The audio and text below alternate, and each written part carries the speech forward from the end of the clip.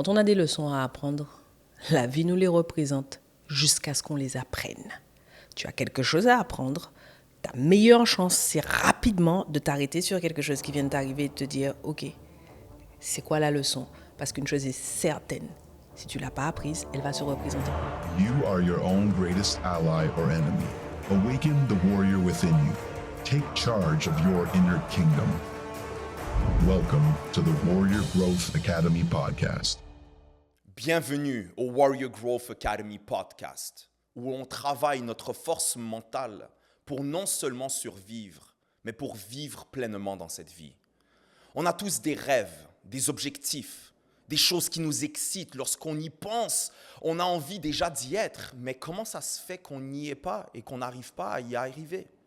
Aujourd'hui, notre invitée, elle est parfaite pour répondre à cette question et pour aussi même nous faire comprendre quoi faire. Mavic, bienvenue. Merci, hello.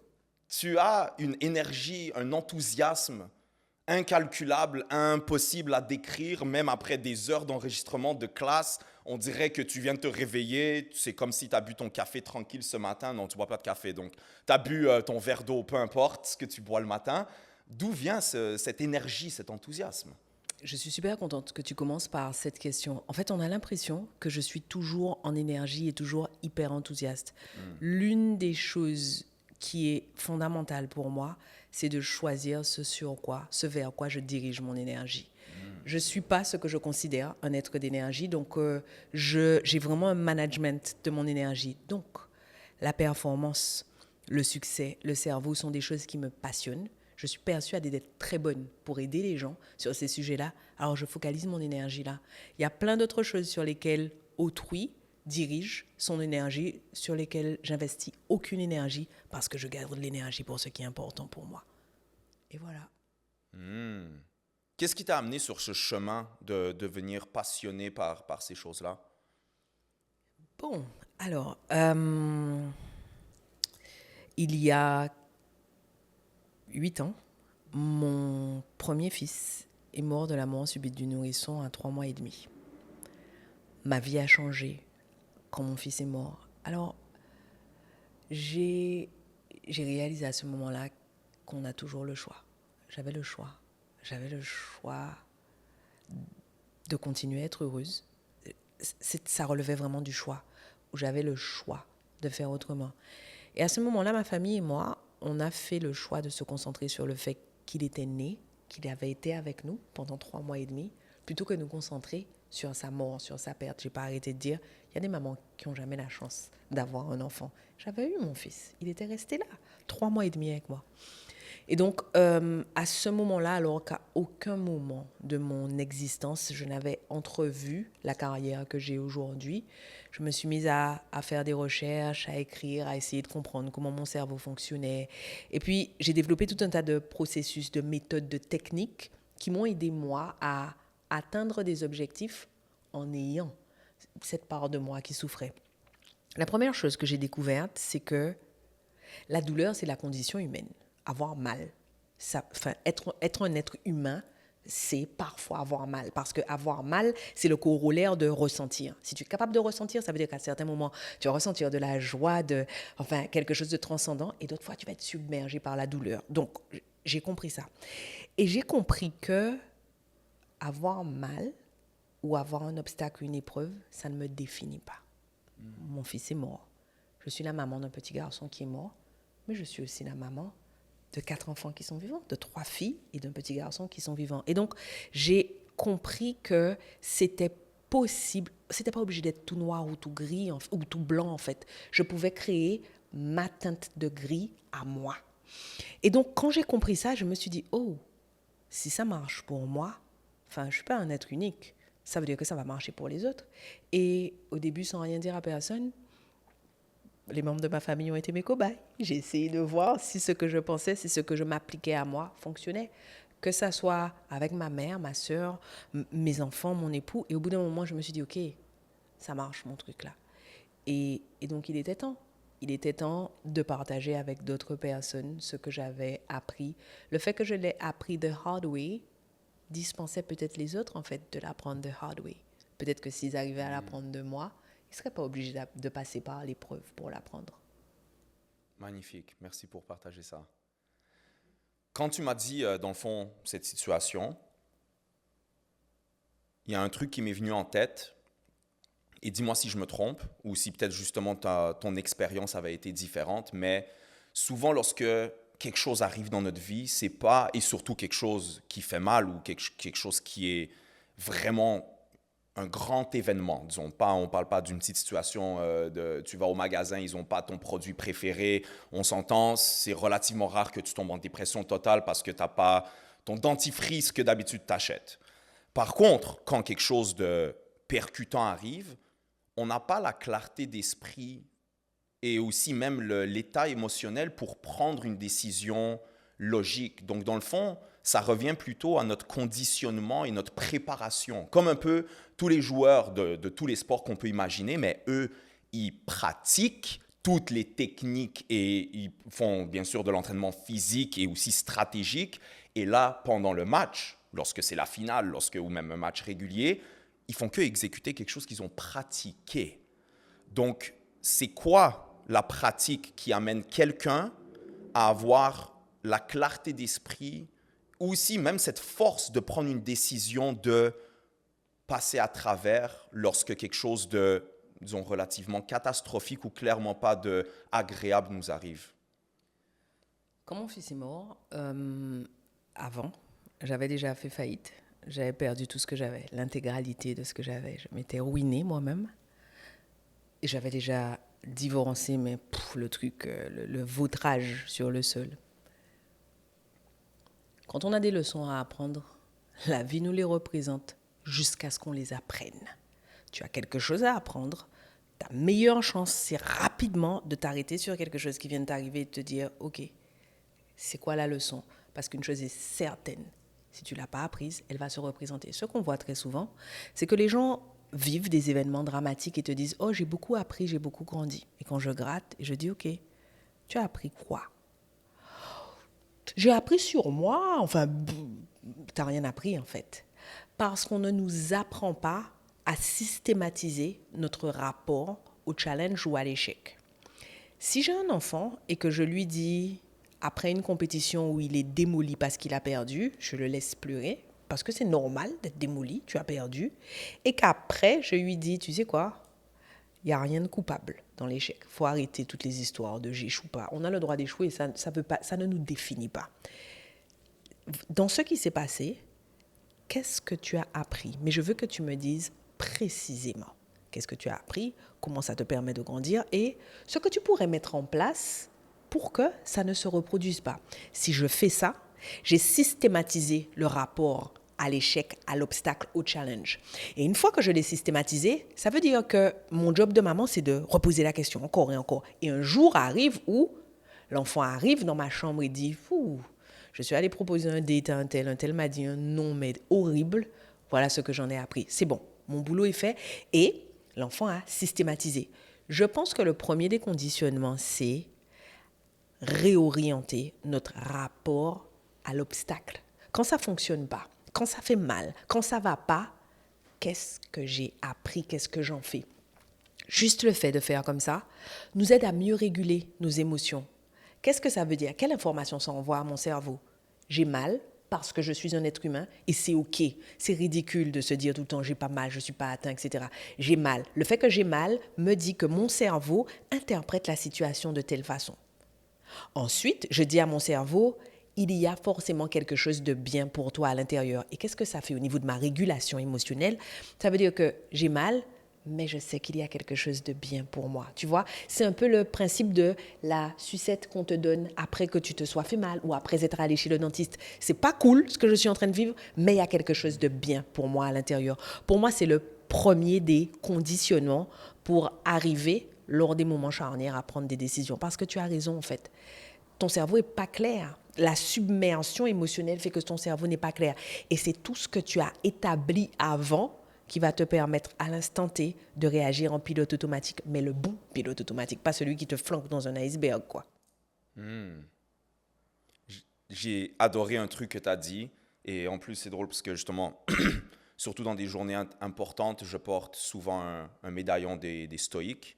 Donc, c'est une collection avec toutes les valeurs et les principes stoïques que j'ai à la maison. Et l'auteur, ou en fait la personne qui a ça s'appelle Daily Stoic et c'est Ryan Holiday.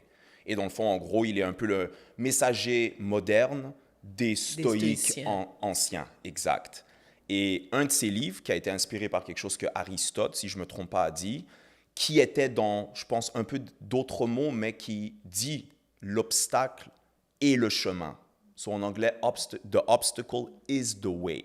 Et je pense qu'Aristote, c'était plus dans ses mémoires, ou non, peut-être c'était Marcus Aurelius. Donc, bref, je donne les deux versions au cas où qu'il y en a une qui est vraie et l'autre qui est fausse. Mais en gros, il décrit un peu, il parle de la vie. Et on sait, les mémoires de Marcus Aurelius, c'était un peu juste des réflexions personnelles dans son journal qui sont après devenues lues par des millions de gens. Et dans le fond, il réalisait qu'on voit comme si on avait un chemin idéal de vie, entre guillemets, et qu'il y avait des obstacles qui nous bloquaient, qui rendaient ce chemin plus dur, mais en fait, c'est ces obstacles qui sont le chemin, car ils font en sorte que tu grandis, tu apprends, tu es plus fort à chaque obstacle qui arrive. Donc, c'est exactement le principe de la métaphore de la rivière. En fait, dans une rivière, tu as des rochers, des pierres, etc. Personne ne se dit que la rivière est hors de son lit. Non, elle est sur son lit. Mais à l'intérieur du lit, il y a ces choses qui vont créer du mouvement, qui vont créer de la réinvention, qui vont créer de mini-écosystèmes. Et en fait, c'est ça qu'il faut qu'on voit. Quand il se passe quelque chose, j'ai le choix. Et je peux me dire, OK, qu'est-ce que ça me dit sur ma trajectoire? Comment dois-je ajuster ma trajectoire pour aller là où j'ai décidé d'aller? D'autre part, il y a autre chose qui entrave l'être humain, c'est qu'on a tendance à se cramponner à l'idée de départ. Je pars d'un point A, je vais à un point B et j'ai décidé qu'il fallait que j'y aille en une ligne droite et je vais buter encore et encore et encore sur un même mur. Alors que qui a dit qu'il fallait que j'y aille en ligne droite? Je peux y aller en zigzag, en sautant à cloche-pied. L'important, c'est que j'y arrive. Et pour rejoindre ce que tu dis, c'est qu'à chaque fois qu'on ajuste nos mouvements, on se réinvente. Ce qui me permet de terminer sur l'idée selon laquelle on est cramponné à ce qu'on considère comme notre identité. On est cramponné au fait que notre identité serait censée être immuable. Notre identité n'est pas immuable. Ni nos valeurs, ni nos ambitions, ni nos comportements, ni nos attentes ne sont immuables. Nous sommes en permanence en train d'évoluer. Mais en fait, tellement tôt, on te dit à l'école, qu'est-ce que tu veux faire comme métier? Où est-ce que tu vas habiter? Comment tu vas faire? Que tu te construis une identité. Et puis tes parents disent, Yacoub, c'est le petit qui est tout le temps en train de danser. Alors tu grandis en entendant, Yacoub, il danse, il danse. Et un jour, tu n'as plus envie de danser, mais tu continues à danser parce que c'est l'identité à laquelle tu as adhéré. Pour moi, il faut démystifier l'idée selon laquelle j'ai le droit d'être complètement différente de la personne que tu as connue il y a 12 mois. Je suis désolée pour toi si tu es mal à l'aise avec moi maintenant tel que je suis. Mais aujourd'hui, c'est cette personne-là que je suis. C'est pas immuable. Absolument. En passant, je vais toujours, je pense, danser, mais je laisse la porte ouverte aux options de changement. Non, je suis d'accord avec toi, mais tu vas peut-être pas danser la même musique et tu vas peut-être pas danser de la même façon et tu vas peut-être pas danser au même moment, tu vois. Mais j'ai fait exprès de prendre une métaphore que tu allais comprendre. Ouais. Non, c'est vrai. J'aime beaucoup et je pense que c'est vrai comment on s'attache souvent, j'imagine c'est un mélange de perception des autres, des perceptions de soi-même, les labels. Comment, est-ce que tu as une opinion ou qu'est-ce que tu penses de justement, tu connais quand on rencontre quelqu'un, qu'est-ce que tu fais dans la vie? Ah, je suis ci, je suis ça, je suis ça. Et c'est des choses qui nous définissent, mais qui nous mettent aussi dans une boîte renfermée. Et plus on le répète, sûrement plus cette boîte-là, elle est dure à briser. L'être humain est un animal grégaire. Ça veut dire que l'être humain est un animal. Donc, il faut surtout ne jamais l'oublier. Quand je promène mon chien et que je vois les gens arriver vers mon chien, mettre leurs mains devant le museau de mon chien, chaque fois je dis, un chien reste un chien. Tu ne connais pas mon chien? Ne mets pas la main devant mon chien. Tu ne sais pas comment mon chien va réagir. Un chien est un animal. Si on oubliait un peu moins souvent que l'homme est un animal, il y a plein de choses qu'on comprendrait mieux. L'homme est un animal, donc ça veut dire qu'il y a plein de choses chez nous qui sont instinctive. Il y a plein de choses, toi-même tu les fais, après tu te dis, mais pourquoi j'ai réagi comme ça?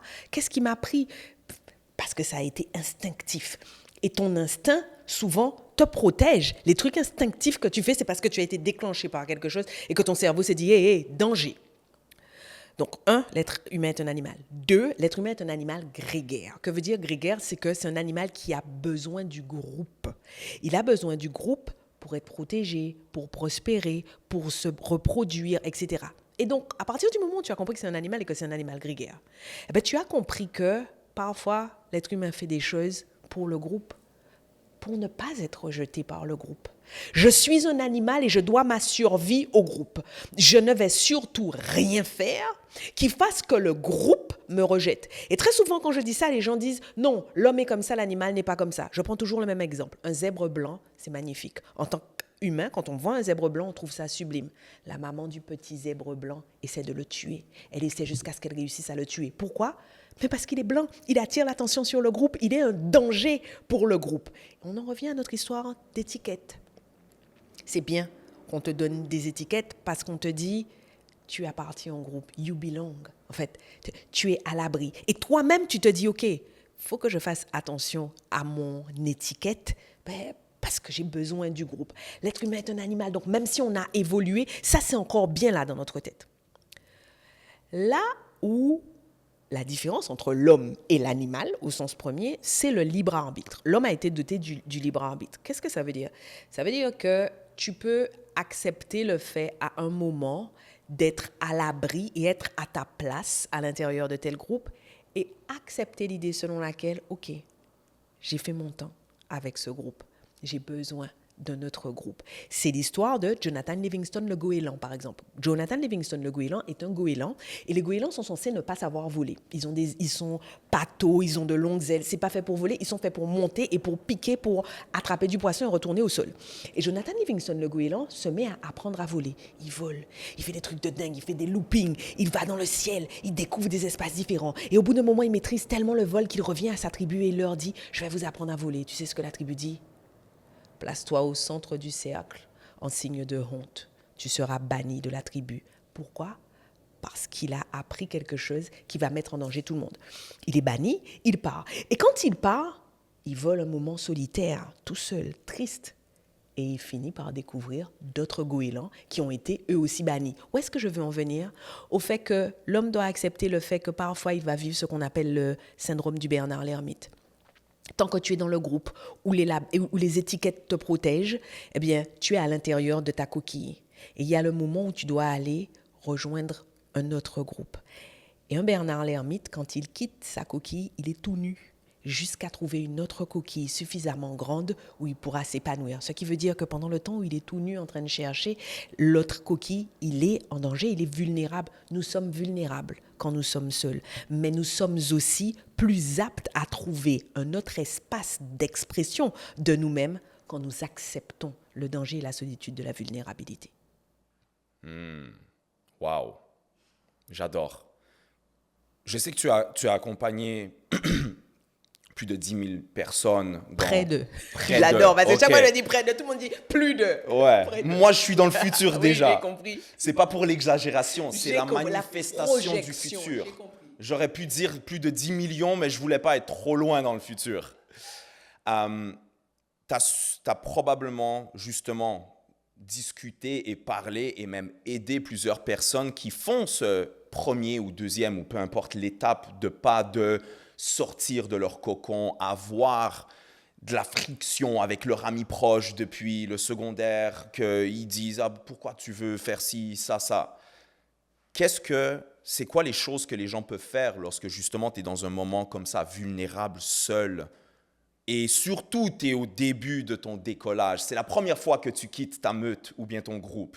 Qu'est-ce que tu peux faire? Alors la première des choses, c'est que pour moi, on a rendu beaucoup plus effrayante qu'elle ne l'est, cette phase. Souvent, on se dit, quand je vais grandir, je vais perdre les gens qui sont autour de moi, je vais m'éloigner de ceux que j'aime.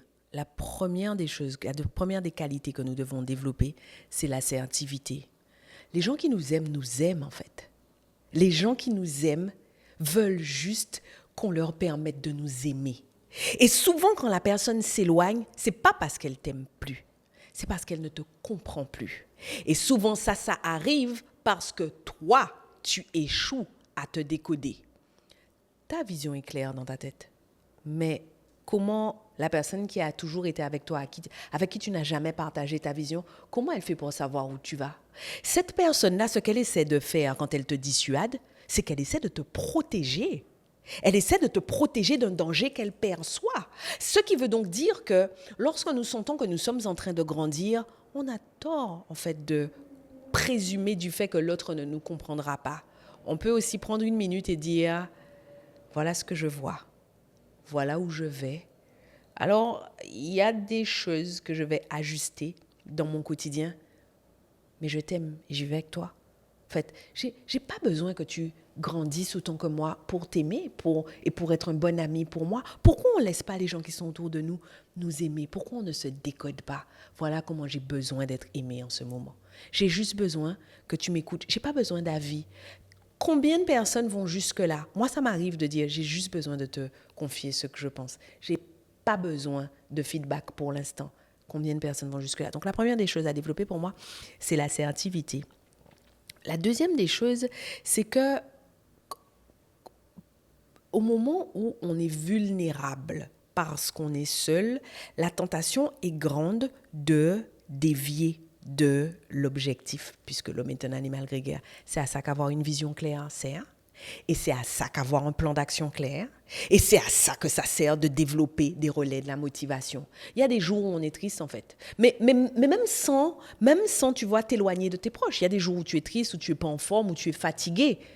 Alors, les jours où je suis triste, où je ne suis pas en forme, je suis fatiguée, je prends mon téléphone et à l'intérieur de mon téléphone, il y a le détail exhaustif de mon matin. Lève-toi, fais bouillir l'eau, prends la douche glacée, essuie-toi avec ça, mets telle tenue qui est une tenue de secours, mange ci, mets telle chose dans le jus vert. Ça a l'air barbare, dit comme ça. Mais le jour où je ne suis pas bien, mon cerveau n'a pas besoin de réfléchir. Je sais qu'à l'intérieur de mon téléphone, tout est écrit. Je n'ai rien besoin de faire. Je m'appuie sur un outil. J'adore. C'est quoi le jus barbare? Des épinards. J'aime le nom. Alors, il y a quoi dedans? Il y a des épinards. Non, ce qui le rend barbare, c'est le cœur de chanvre, parce que ça le rend un peu épais. Moi, j'aime pas les textures smoothie. Donc, l'histoire du cœur de chanvre dedans. Donc, il y a du cœur de chanvre, des bleuets, des épinards, du gingembre, ah, mon Dieu. Il y a aussi du poivre, de l'huile, parce que je ne savais pas que pour activer le curcuma, il fallait de l'huile et du poivre. Donc, mais ça fonctionne très, très bien. Je vois, clairement. Peu importe. Exactement, ce qui compte, c'est le résultat. Exact. Waouh.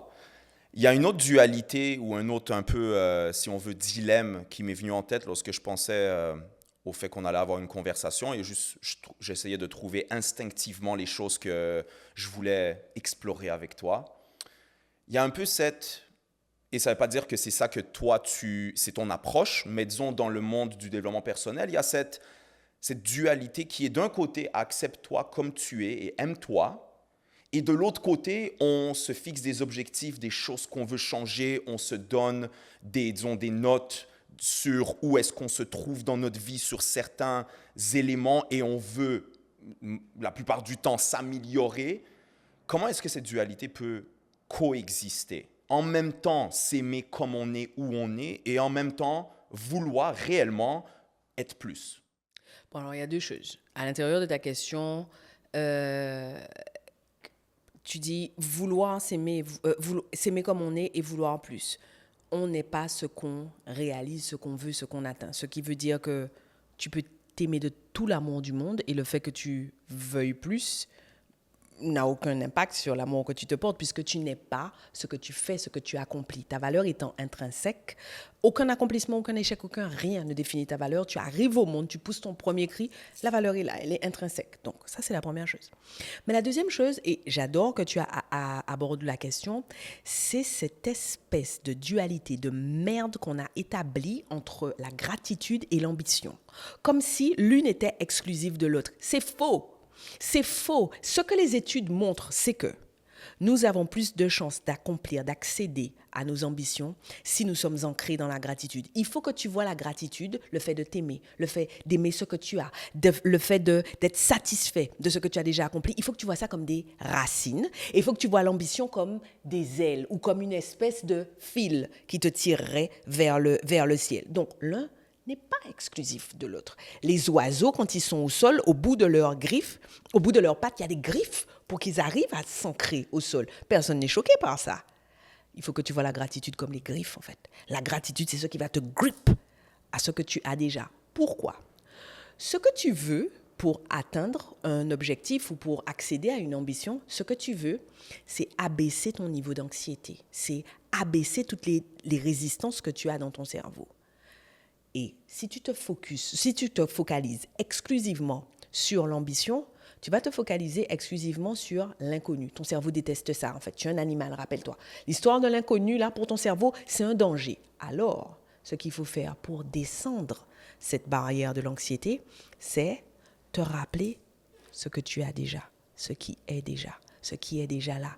Et en fait, tu comprends, une fois que tu as compris ça, tu comprends à quel point la matérialisation de tes ambitions est consubstantielle de ta capacité à être dans la gratitude, ta capacité à t'aimer avec tendresse, à voir ce que tu réalises. Le troisième point, c'est que nous sommes des work in progress.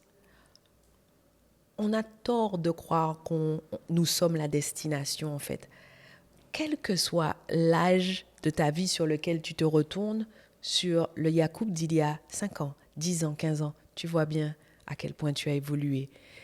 Et ça n'a rien de coupable, tu as juste évolué vers une version toujours plus évoluée de toi-même et probablement toujours plus authentique de toi-même. Ce qui veut donc dire que l'ambition qui me meut est une espèce d'appel vers une expression plus globale de ce que je suis.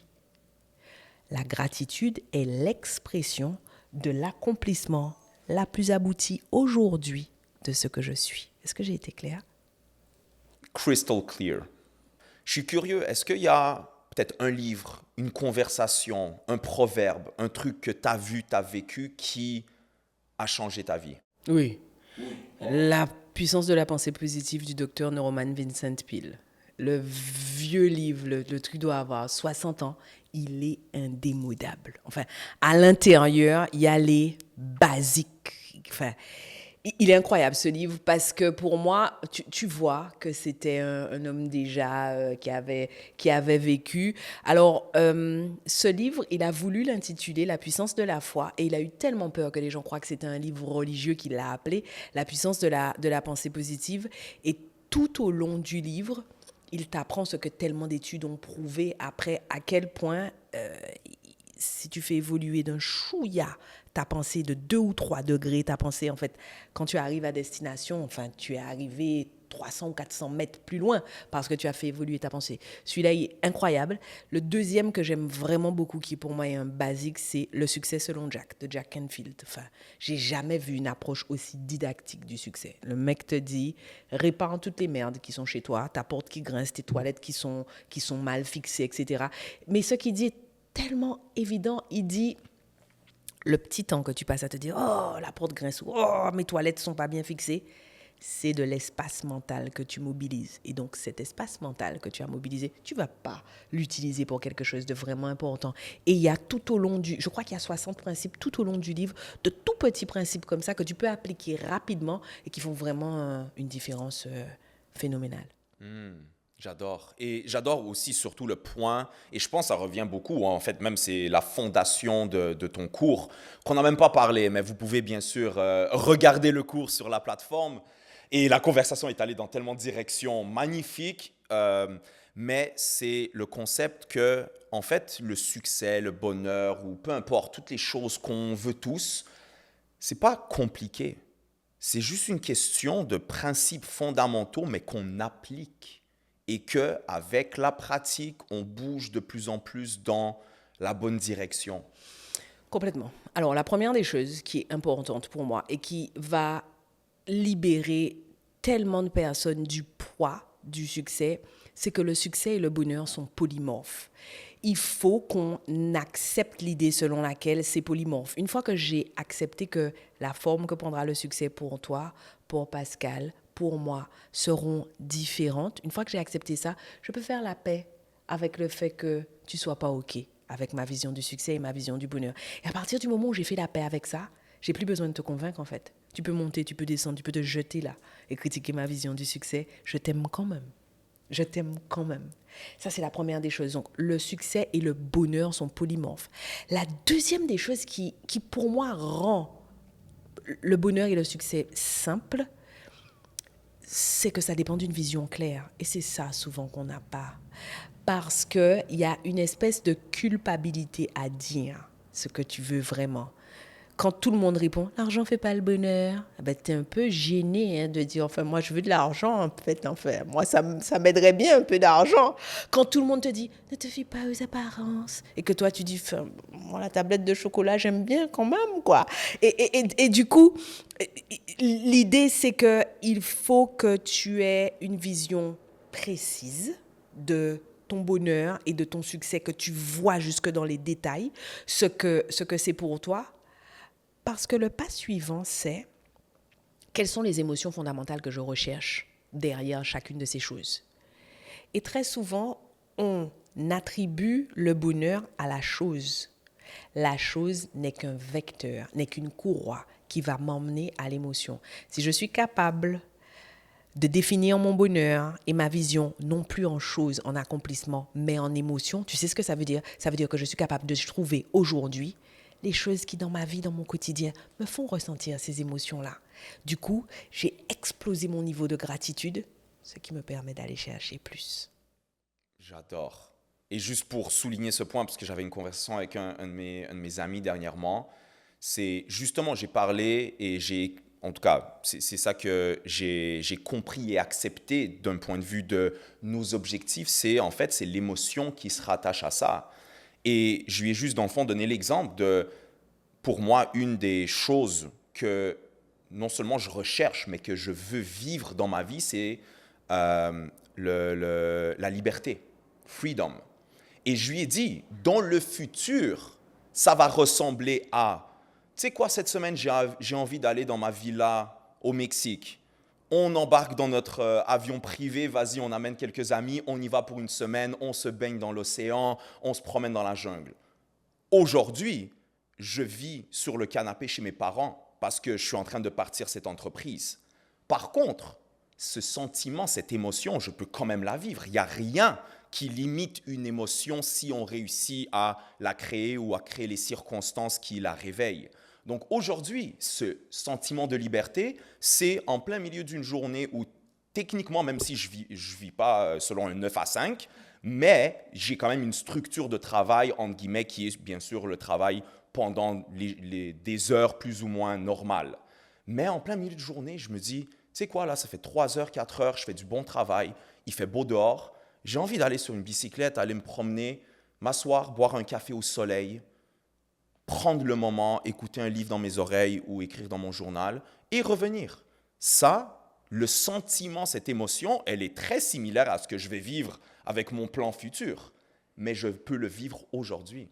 Et là, tu as fait une boucle autour de ce que je te disais tout à l'heure. Quand je te disais, on est souvent attaché à l'itinéraire qu'il y a entre un point A et un point B. Tu pourrais te cramponner au fait que l'émotion va être pourvue par le fait de pouvoir aller au Mexique dans ta villa avec ton avion. Donc ça, c'est une route. Mais prendre une bicyclette et m'asseoir en terrasse, c'est un autre itinéraire qui m'emmène exactement au même point. Moins nous nous cramponnons au comment et plus nous devenons le qui. En fait, c'est ça. La dictature du comment fait que nous oublions de devenir le qui. Celui qui vit telle chose, qui réalise telle chose, qui a telle chose, qui expérimente telle chose. Absolument. Écoute, on pourrait parler, je pense, pendant des heures et des jours, même s'il faudrait peut-être avoir un peu de jus de barbare pour nous donner un peu de batterie. De punch. Avant qu'on se quitte, est-ce que tu as une question pour moi? Oui, j'ai une question pour toi. On dirait qu'elle était prête et je ne t'avais pas dit que j'allais te demander ça. est-ce que tu peux m'expliquer tes goûts musicaux? Je suis vraiment hyper sérieuse. Tu es la personne la plus ouverte culturellement que j'ai jamais rencontrée. Et je considère que mon père est ouvert culturellement. Enfin, c'est complètement contre nature, ce que tu écoutes comme musique. Explique-moi d'où ça vient. Wow, je m'attendais pas à cette question. Je sais. Écoute, je sais pas, je pense... Maintenant, et c'est la première fois, je pense que je réponds à cette question, donc je réfléchis en parlant. Première chose qui me vient en tête, je pense que comme on fait, en anglais on dit « how you do anything is how you do everything », donc comme on fait une chose, c'est comme tu fais toute chose, ish. Je suis quelqu'un de très, très curieux et ouvert d'esprit, le plus possible que j'essaie. Mais je pense, si j'avais à me qualifier, je dirais ça. Parce que je sais que ça, c'est parmi les clés de mon avancement, de mon développement. En étant curieux, je peux autant être curieux dans une conversation avec quelqu'un, comme quand on s'est rencontrés à la conférence. On a cliqué parce que certes, on avait des choses en commun, mais j'étais curieux de qui tu es, j'ai vu ton énergie et j'ai voulu en apprendre plus, et toi, de retour, pareil. Et l'ouverture d'esprit qui est, comme encore une fois, un grand stoïque disait, plus je sais, plus je réalise que je ne sais rien. Et ça, je ne me rappelle plus c'est qui l'a dit, donc je ne vais même pas citer l'auteur pour ne pas dire des conneries. Donc, tout ça pour dire, c'est que je pense que autant d'un point de vue culturel, musical, de philosophie de vie, de toutes les différentes pratiques spirituelles qu'on peut avoir pour avoir plus de bien-être, toutes les techniques qu'on peut adopter pour avoir plus de succès, n'importe quoi que je vois qui a une valeur et qu'il y a aussi peut-être du bonheur ou de la joie dedans. Musique, je pense qu'on pourrait associer ça plus avec de la joie parce que, voilà, ça te fait danser, ça te fait sourire, il y a un message. Je pense que tout simplement, je suis tellement curieux et ouvert d'esprit que ça fait en sorte que je pourrais quasiment pas dire il y a une musique ou même telle musique que j'aime pas. Je suis juste toujours ouvert d'esprit. Et ensuite, je dirais qu'il y a cet élément que toutes les musiques africaines, caribéennes, du Sud en général sont tellement... Il y a une énergie positive dedans que c'est ça que je veux donner comme message à mon cerveau. Quand j'écoute une chanson qui dit voilà, let's dance, life is good, je sais que c'est enregistré par mon subconscient. Et autant que oui, certes, des fois, je vais mettre une chanson de gangster lorsque j'ai besoin de pousser des poids ou me pousser moi-même lors du sport, mais j'essaie de minimiser ça au strict minimum parce que je sais qu'il y a un effet aussi. Donc, je pense que c'est ça qui m'a amené à découvrir ces styles de musique et aussi à aimer plus certains que d'autres, et ces certains étant de la musique heureuse. Merci. Ça fait plaisir. Manuela, a.k.a. Mavic Bright, ton nom de super-héros. Je t'apprécie énormément. Merci d'avoir embarqué sur cette aventure. Merci d'avoir été ici aujourd'hui. Tu es un vrai blessing. Tu es extraordinaire. Merci. Et toi qui écoutes, ce cours, je n'ai pas de mots pour décrire. Je pense que tu peux te faire une idée en voyant et en écoutant Manuela. Tu dois regarder et écouter et suivre cette classe. Peu importe où tu es dans ta vie, que tu aies déjà un succès, que tu sois sur ton chemin, que tu fais que commencer, Manuela amène des petites techniques, des concepts super faciles à digérer, très faciles à appliquer, mais ça ne veut pas dire que le bonheur, le succès va suivre tout de suite, mais de toute façon, tout ça, c'est une aventure. La vie est une aventure, le succès est une aventure et on ne sait pas combien de zigzags, combien de hauts et de bas, quelle roche va nous rediriger, mais c'est un point magnifique et aussi une instructrice et une guide incroyable pour ce voyage. Assure-toi de t'inscrire sur la chaîne pour ne pas manquer ces conversations incroyables. Regarde le cours de Manuela, des petits pas vers un grand succès, et au prochain.